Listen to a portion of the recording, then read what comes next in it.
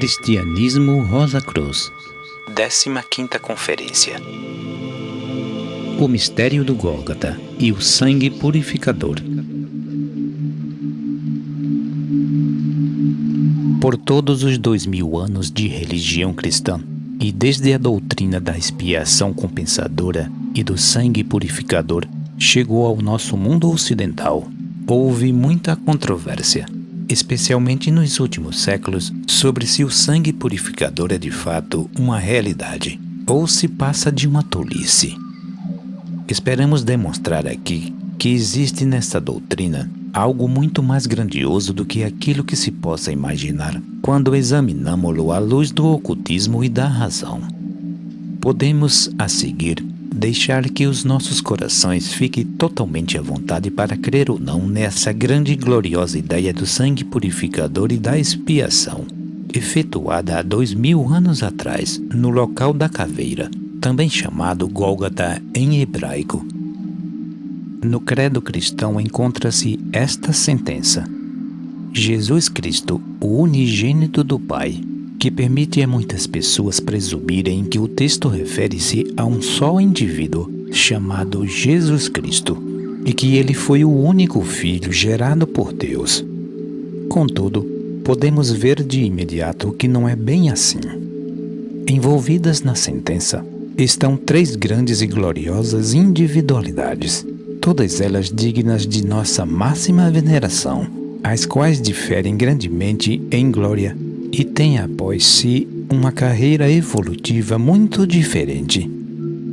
Examinando Jesus à luz dos registros ocultos, conhecidos como memória da natureza, podemos saber que o espírito que habitava em Jesus desde o nascimento era um ego pertencente à nossa raça humana, tendo já renascido muitas vezes. Podemos encontrá-lo em diferentes vidas, sob diferentes nomes e circunstâncias, da mesma maneira que todos nós temos vivido e viveremos. Verificamos assim que na data atribuída pela história, no início de nossa era, nasceu na Palestina uma criança, e tal criança era Jesus. Sua mãe era um tipo extraordinariamente puro, o mais formoso caráter, e seu pai um iniciado de grau superior, e que por aquela única vez em sua vida saíra da trilha do celibato. Em vidas anteriores, ele havia cumprido e ultrapassado a necessidade de ser chefe de família, de modo que naquela vida devotava-se com exclusividade à senda oculta. Então, chegando o grande tempo em que o grande mestre havia encarnar entre nós, foi ele o escolhido para prover a semente fertilizante do seu corpo. Desta maneira, pôde proporcionar-lhe um veículo tão maravilhoso como nunca houvera antes, um corpo do tipo mais puro e invulnerável à paixão. Quando o ego Jesus dele se apoderou, vê-lo na qualidade de um grande espírito, consciente de que era sua missão naquela vida manter aquele corpo o mais puro possível, porque o mesmo não lhe pertenceria depois dos 30 anos.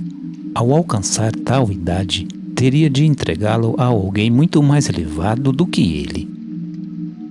Relativamente aos primeiros dias de Jesus, podemos dizer que ele nasceu na Palestina, que o mesmo desde criança já tinha pleno conhecimento de sua missão, e que foi confiado a uma escola de essênios às margens do Mar Morto. Os essênios formavam ali uma comunidade de caráter dos mais devotados. Opunham-se tanto quanto possível aos saduceus materialistas e ainda mais, muito mais, aos fariseus hipócritas. Não eram pessoas que frequentassem sinagogas e se jactassem do seu saber ou de sua piedade, etc., mas costumavam permanecer em sua comunidade, exercitando-se numa vida santa, conforme a entendiam. No seio dessa comunidade, o pequeno Jesus recebeu as suas primeiras instruções e adaptou-se tão maravilhosamente à vida que ali se levava que em pouquíssimo tempo ultrapassou todos os demais. Posteriormente foi para a Pérsia. A escola de essênios em que Jesus esteve era na época um grande centro do saber. Possuía uma vasta biblioteca que lhe proporcionou enorme soma de conhecimentos ocultos, permitindo-lhe assim também recapitular o que já havia aprendido nas vidas anteriores. Aos 30 anos, tinha ele purificado seu corpo a tal ponto que o mesmo já podia ser tomado pelo grande ser a quem chamamos Cristo. Veremos agora quem era esse grande ser. Dissemos que Jesus pode ser seguido encarnação após encarnação em suas existências anteriores, sob diferentes nomes e em diversos ambientes, tudo através da memória da natureza. Cristo, porém, é encontrado numa só encarnação, e esta quando ele serviu do corpo de Jesus com 30 anos de idade. Para melhor conhecê-lo, recapitulemos rapidamente algo do que já foi exposto. Começando pelo período de Saturno, passamos pelo período solar, pelo período lunar e finalmente chegamos ao atual período terrestre.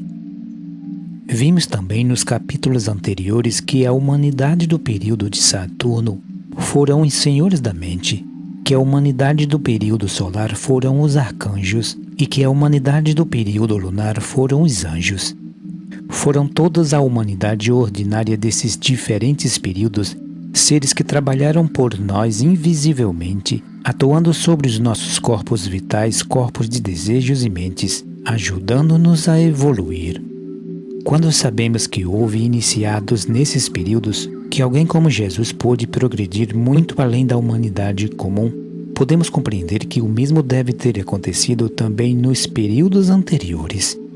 A estes que ultrapassaram a evolução normal é que chamamos hoje Pai, Filho e Espírito Santo. Deus como Deus não é o Criador do nosso universo. No mais elevado mundo deste plano cósmico em que existimos, acha-se Ele como Deus, mas fora disso Ele não o é. Expressa-se a si mesmo nos diferentes mundos, assim como nos variados reinos, humano, angélico, arcangélico, etc. Portanto, não podemos vê-lo entre os humanos, mas somente quando alcançarmos aquele grande mundo que o ocultismo designa por mundo de Deus. Neste mundo de Deus, o mais alto iniciado do período de Saturno alcançou aquele ponto em que se tornou um com o mais elevado aspecto do Deus triuno, e por isso é chamado de Pai, o Pai de todos os que se desenvolvem em nossa evolução.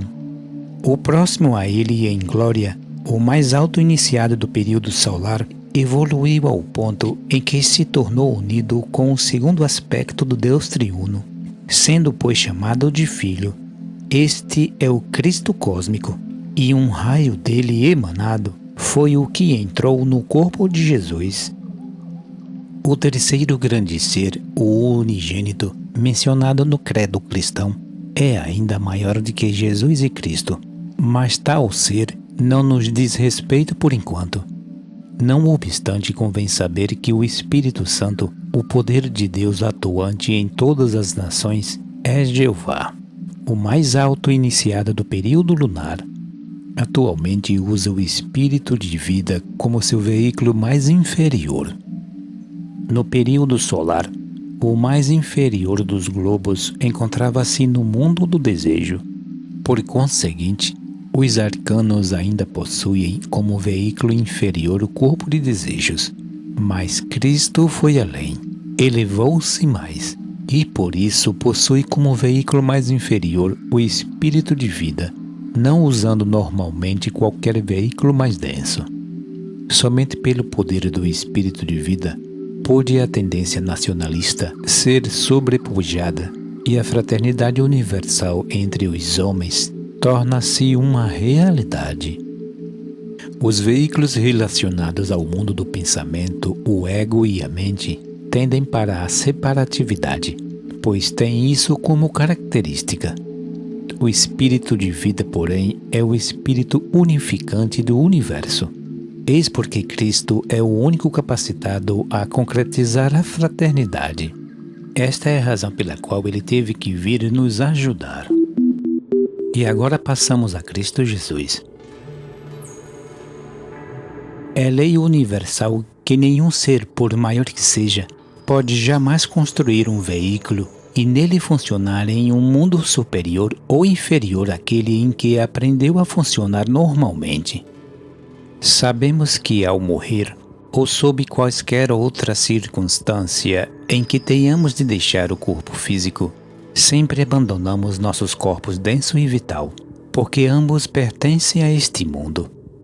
Assim fez Jesus ao alcançar os 30 anos e após haver preparado seu veículo para ser utilizado pelo grande ser, dele retirando-se alegre e voluntariamente. Deixou-o na ocasião do batismo como se tivesse abandonado pela morte, para que Cristo nele pudesse entrar. O que aconteceu naquele instante? Cristo foi visto a descer sobre ele na forma de pomba. Cristo, como arcanjo, aprendeu a construir só até o corpo de desejos. Não chegou aos corpos vital e denso em seu aprendizado. Anteriormente, os arcanjos haviam atuado sobre a humanidade de fora, como os espíritos grupos fazem. Mas isso não era suficiente. A ajuda precisava vir de dentro. Isto tornou-se possível pela combinação de Cristo e Jesus.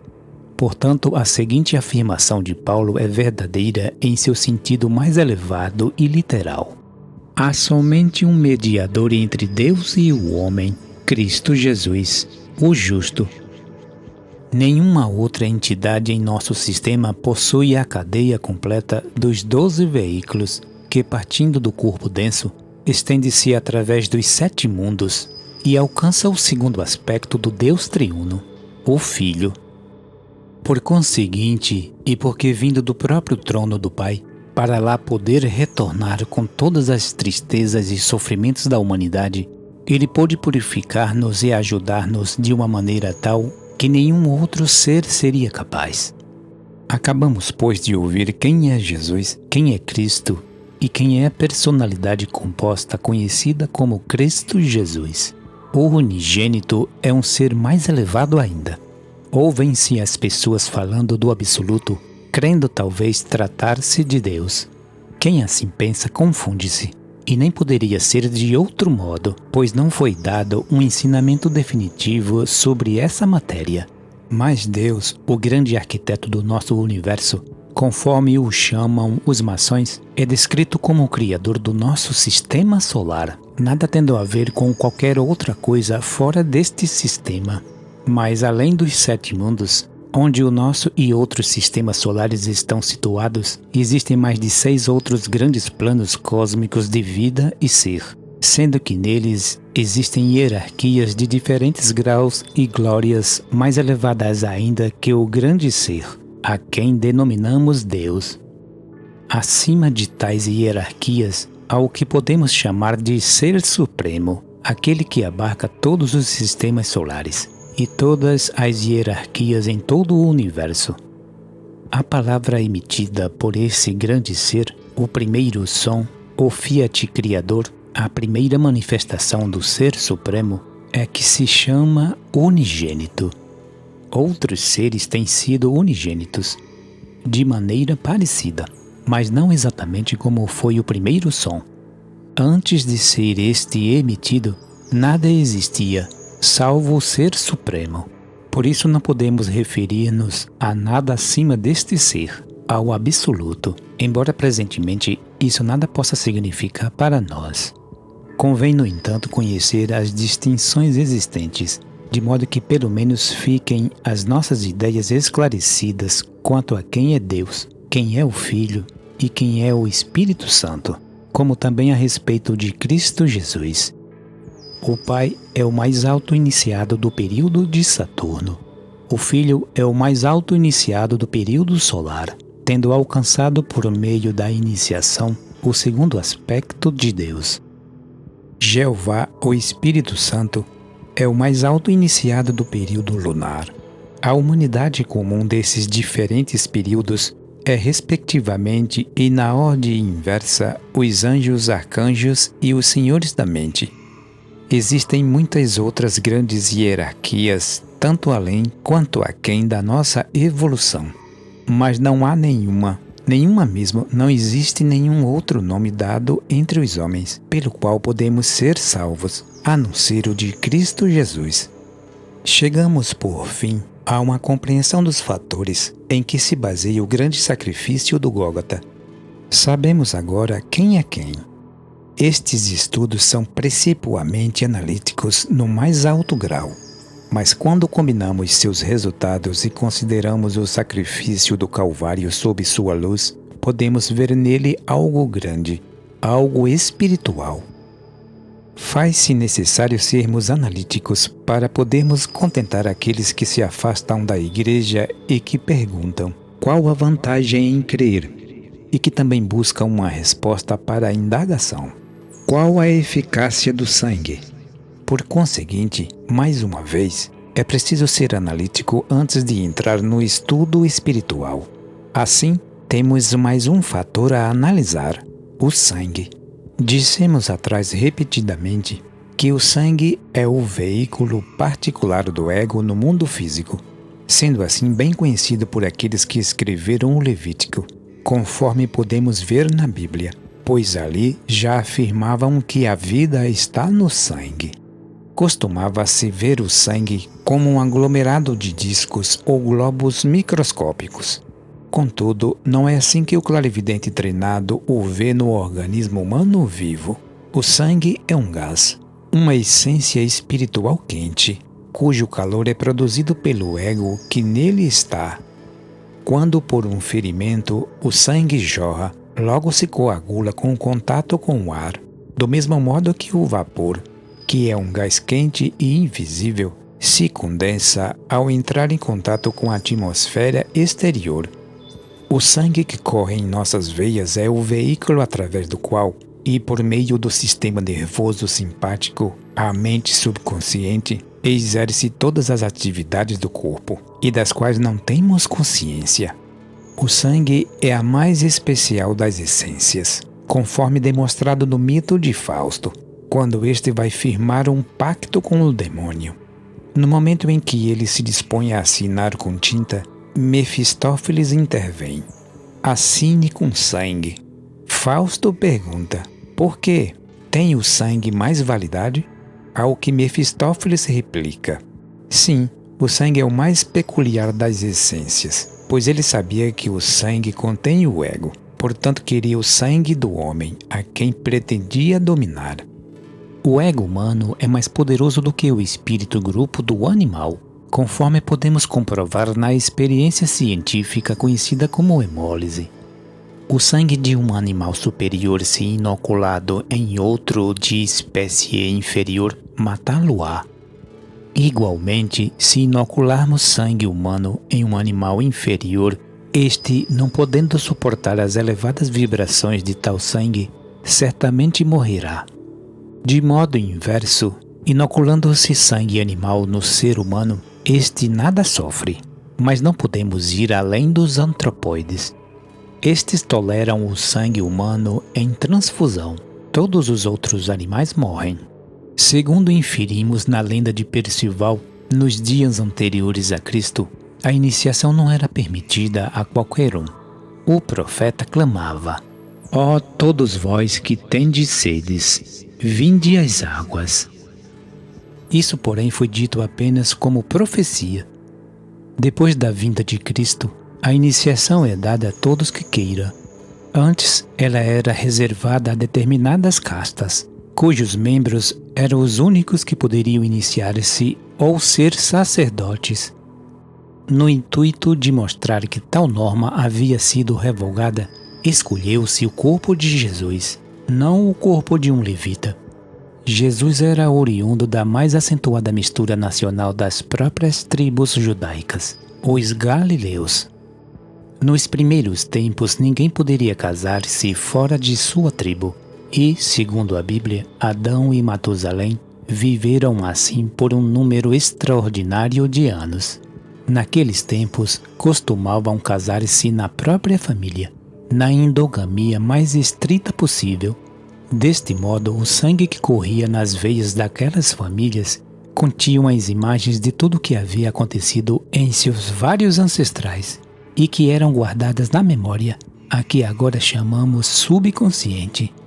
Tais imagens despertavam no consciente e sempre apareciam ante a visão interna do homem, de maneira que cada família permanecia ligada pelo sangue comum à existência que seus antepassados viveram. Assim os filhos viviam a vida de seus pais, e foi por este modo que Adão e seus demais patriarcas viveram durante séculos. Naqueles tempos, ninguém deveria casar-se fora de sua própria família, da mesma forma que atualmente ninguém deve contrair matrimônio com qualquer familiar seu. Casar-se com membro de outra família era tido como algo abominável.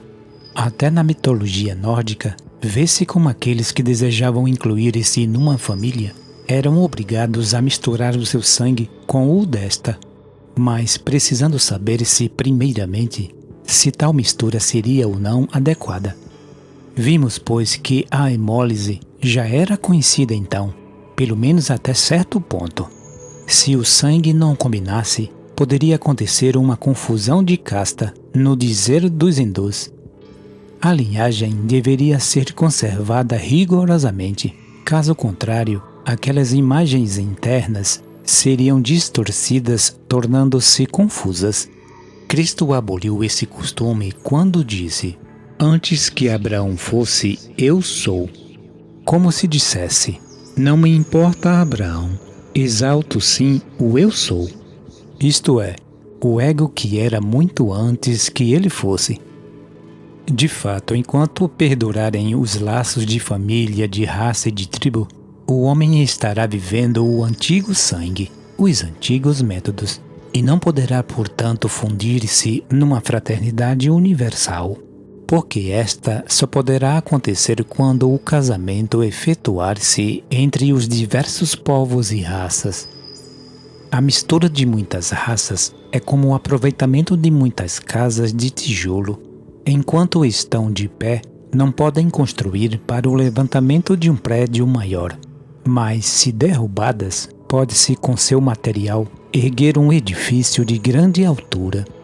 Os casamentos da mesma família precisam ser banidos, que Abraão morra para que o eu sou possa viver, que o paternalismo pereça para que o individualismo prevaleça. Que efeito teve essa mudança? A mescla de sangue sempre mata algo. Se não mata o animal, alguma outra coisa deve matar. O cruzamento do jumento com a égua resulta num híbrido, a mula. Mas será que essa mula é igual àqueles que a geraram? Algo no processo não terá ocorrido? Sim, morreu a faculdade de propagação, conforme se dá com todos os animais híbridos, que ficam assim impedidos de reproduzir suas espécies. De maneira análoga, os casamentos entre pessoas de diferentes raças ou nacionalidade mata algo mais, mata as imagens da visão interna. E assim aconteceu.